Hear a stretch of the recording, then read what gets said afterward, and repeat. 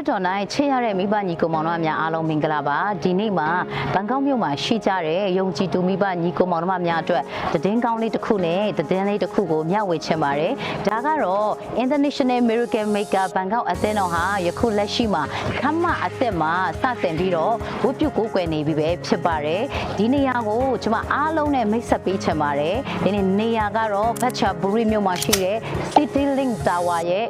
Building A 6လွှာမှာပဲဖြစ်ပါတယ် Sunday နေ့တိုင်းအပတ်စဉ်ညနေ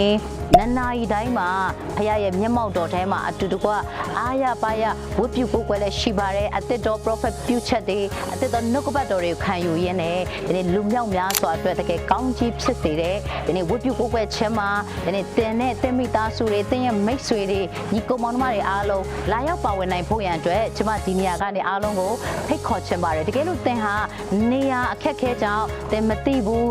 တင်မသွားတတ်ဘူးဆိုရင်တော့ဒီအောက်မှာရှိတဲ့ဖုန်းနံပါတ်တွေကိုဆက်သွယ်ပြီးတော့၎င်းဒါမှမဟုတ်ရင်လည်းအသင်းတော်ရဲ့ page မှာတင်ဆက်သွယ်ပြီးတော့မေးမြန်းလို့ရတယ်ဆိုတဲ့အရာကိုလည်းကျွန်မသတင်းကောင်းလေးပြောပြချင်ပါတယ်အားလုံးပဲ Sunday နေ့ညနေ9:00နာရီတိုင်းမှာအတူတကွဘုရားရဲ့မျက်မှောက်တော်ထဲမှာစုံတွေ့ကြဖို့ရအတွက်ညွှန်လင့်ပါတယ်တီးခြားတဲ့အဲ့ဒီနေရာမှာဘုရားနဲ့အတူတကွတင်ရင်းနှီးကျွမ်းဝင်မှုတွေအသစ်တော် prophet ပြုချက်တွေအသစ်တော်ဘုရားရဲ့ချီးမွမ်းခြင်းတွေကိုတင်အဲ့ဒီနေရာမှာတင်ရရှိမယ်ဆိုတော့ကျွန်မအထူးပဲယုံကြည်ပါတယ်ဒါကြောင့်အရောက်ချင်းစတိုင်းလာရောက်ပါဝင်ဖို့ရန်အတွက်ဖိတ်ခေါ်လိုက်ရပါတယ် God bless you all